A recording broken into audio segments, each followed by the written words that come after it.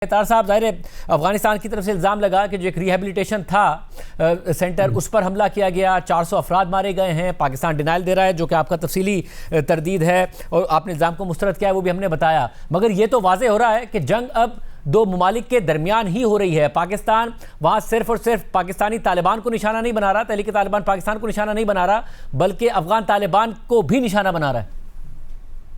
देखिए, ऑपरेशन ग़ज़्व-उल हक़ जो है उसमें बड़ी क्लैरिटी है कि तमाम वो इंफ्रास्ट्रक्चर, तमाम तनसीबात, तमाम वो एरियाज़ जो दहशतगर्दी या दहशतगर्दों की सहूलतकारी के लिए इस्तेमाल होंगे, पाकिस्तान उन पर स्ट्राइक्स करेगा। अफ़गान तालिबान रेजीम और दहशतगर्दों का जो गठजोड़ है, शाहज़ेब साहब, मुझे बहुत अफसोस से कहना पड़ता है कि हमने APS के बच्चों की लाशें उठाई, ताने बाने अफगानिस्तान से मिले, दहशतगर्दों को वहां से सहूलतकारी मिली।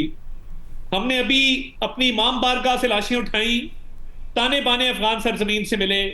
हमने कचहरी के बाहर से लाशें उठाई, ताने बाने अफगानिस्तान से मिले। तो ये हमारी एफर्ट में अगर कोई कमी हो कि जहां पे हमारे वजीर खारजा, हमारे वजीर दिफा, हमारे इंटेलिजेंस चीफ वो काबुल गए, बातचीत की, तुर्किया में, कतर में बातचीत की।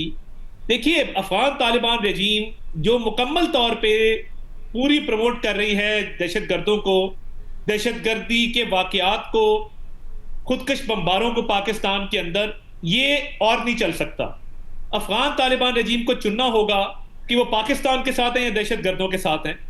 हमारा अफगान अवाम से कोई मसला नहीं है, अफगान शहरियों से कोई मसला नहीं है। हमारा मसला उस सोच और उस रजीम के साथ है जो दहशतगर्दी की कार्रवाइयों को परवान चढ़ाते हैं और जो पाकिस्तान के मासूम शहरियों का खून बहाते हैं और खून नहीं बहने देंगे। सब मगर अब मसला ये है कि पाकिस्तान का तो ये मौक़िफ़ है और इस मौक़िफ़ के साथ पाकिस्तान ने मुज़ाकरात किए, बीच में सालिस भी पड़े, मगर जो सालिस हैं वो भी अब आहिस्ता आहिस्ता पीछे हट गए। अब फिर खबर आई कि चीन भी बीच में पड़ा, मगर चीन को भी TTP के हवाले से तालिबान ने वो जवाब नहीं दिया जो कि पाकिस्तान की डिमांड है, और फिर पाकिस्तान ने भी बात नहीं मानी। तो सालिस भी कुछ नहीं कर पा रहे, पाकिस्तान की तरफ से बमबारी हो रही है, दोनों के दरमियान सरहद पर झड़पें भी हो रही हैं, फिर भी कुछ नहीं हो रहा। तो एंड गेम है क्या इसकी? देखिए, एक तो दोस्त ममालिक इस बात को समझते हैं, उनको तशवीश जरूर है, वो तशवीश का इजहार भी करते हैं, मगर वो समझते हैं कि देखिए, पाकिस्तान को महफूज बनाने के लिए और पाकिस्तान में अदम इस्तेहकाम जो दहशतगर्दी से जुड़ा है उसको ख़त्म करने के लिए पाकिस्तान इक़दाम कर रहा है। पाकिस्तान ने बहुत सब्र किया, तहम्मुल का मुज़ाहरा किया, मगर now there is a choice, और वो चॉइस क्लियर है कि अफ़गान तालिबान को चुनना है।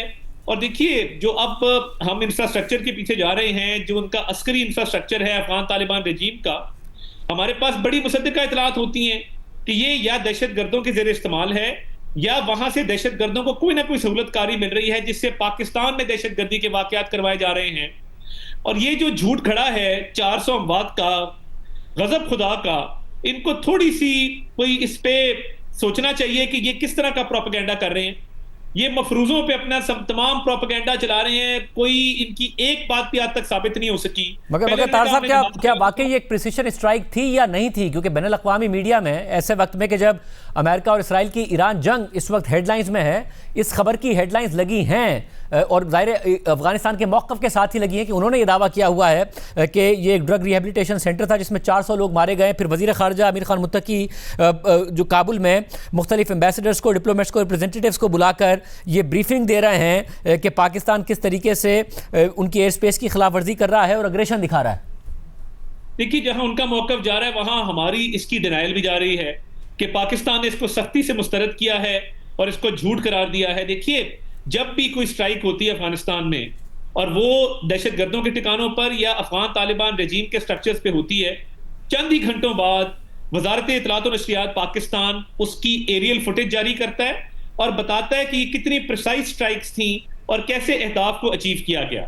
अब ये 400 अमवात का जो दावा कर रहे हैं, ये एक वीडियो नहीं ला सके, उसको सब्सटैंशिएट ही नहीं कर सके। 2 पोस्ट ये डिलीट कर चुके हैं। रात को इस्लामी इमारात अफगानिस्तान की तरफ से एक वीडियो क्लिप चढ़ा, वो डिलीट किया। फिर इन्होंने कहा जी 2000 बेड का जो उम्मीद अस्पताल है उधर अटैक हुआ है, वो यहां से बहुत दूर है, हमने नक्शा जारी कर दिया, वो भी इनको मुंह की खानी पड़ी, इनका वो झूठ पूरी दुनिया के सामने आ गया। ये मफरूजों पे चल रहे हैं। पहले इन्होंने कहा जी हमने एक जहाज गिराया, शलवार कमीज में पायलट की तस्वीर लगा दी, वो भी झूठ पकड़ा गया। तो देखिए इनके पास प्रोपेगेंडा के अलावा है कुछ नहीं। पाकिस्तान बड़ी क्लैरिटी के साथ, हमारी सिविल और अस्करी क़यादत बड़ी क्लियर है कि दहशतगर्दी का खात्मा करना है, दहशतगर्दों के ठिकानों को खत्म करना है। और जब तक अफगान तालिबान रेजीम और दहशतगर्दों का जो गठजोड़ है ये वहां जारी रहेगा, दहशतगर्दी नहीं खत्म हो सकती।